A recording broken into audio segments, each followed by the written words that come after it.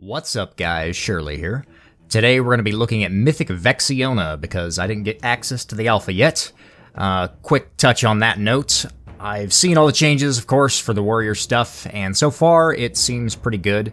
Want to do some kind of a feedback video on that, you know, my impressions at least. Not sure the best way to do that yet, other than holding out hope for alpha access myself. But anyway, back to Vexiona, what we're doing here. We're spec'd single target, and there's a few ways you can spec for this fight, depending on if you want to be cleaving these adds a ton or just worrying about the boss itself. And I'm spec'd into the literal spell Cleave this time around instead of Collateral Damage or Warbreaker.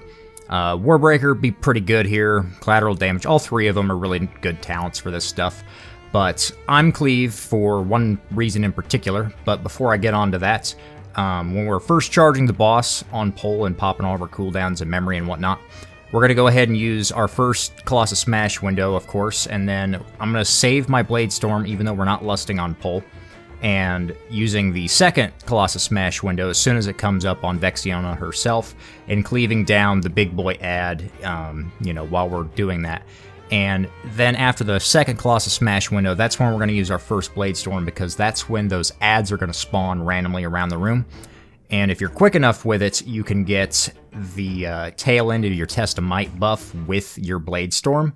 So, you know, you've got like 5 to 4 seconds-ish on that Blade Storm, and depending on your haste, you can fit the whole thing in too. You just have to keep your eyes open for where that pack of adds is going to spawn and go from there. And now after that, it's just we're using Cleave, you know, anytime we don't have Blade Storm up for those ad packs. And the reason why I'm spec'd into Cleave in particular for this is because of my corruption gear for this fight. I've got 3 pieces of the, I can't remember what it's called, but the rank 3 one that procs Mastery. It's like 900 something Mastery when it procs. So yeah, if you got 3 of them at the same time, it's a ton of mastery. You've got like 600 to 700% mastery when it goes off.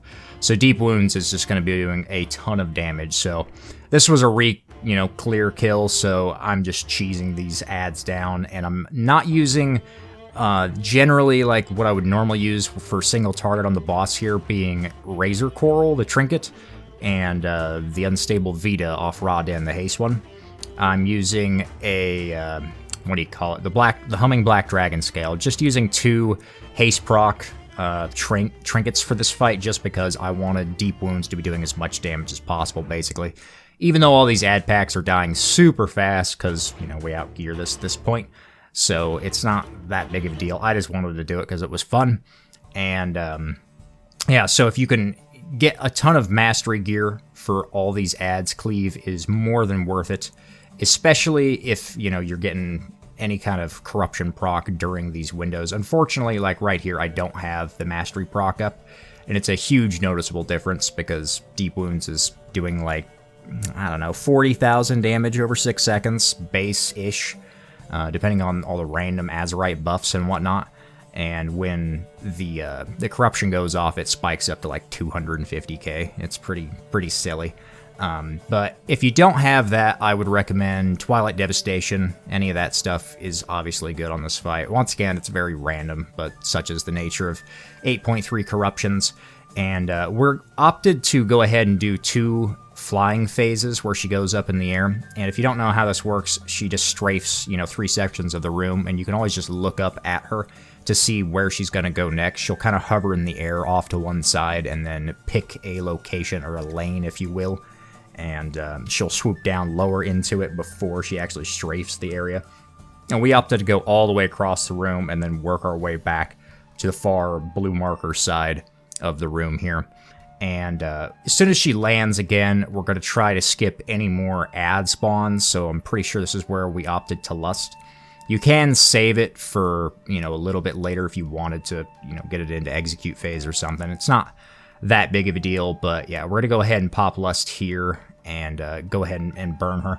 And normally, if I was trying to like parse on this fight or something, you would have Razor Coral obviously stacking this whole time on Vexiona, and I would save my last Memory of Lucid Dreams for execute phase. And if you're progging on this, I would probably recommend that you do that, just so you get, you know, a ton of value out of that execute phase, because this last bit can get kind of hectic for your raid group.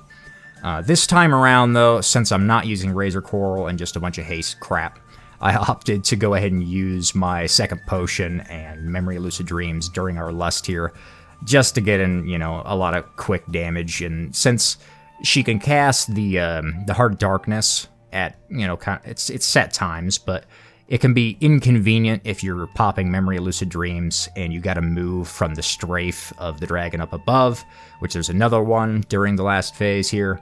And also, if she's casting Hard Dark like she's doing now, you gotta run away. So there's 2 different times you have to run away, and it can really screw up your last execute phase if you're not, you know, really familiar with the fight, paying attention to all those things. So that's why I went ahead and just used it on the Lust there.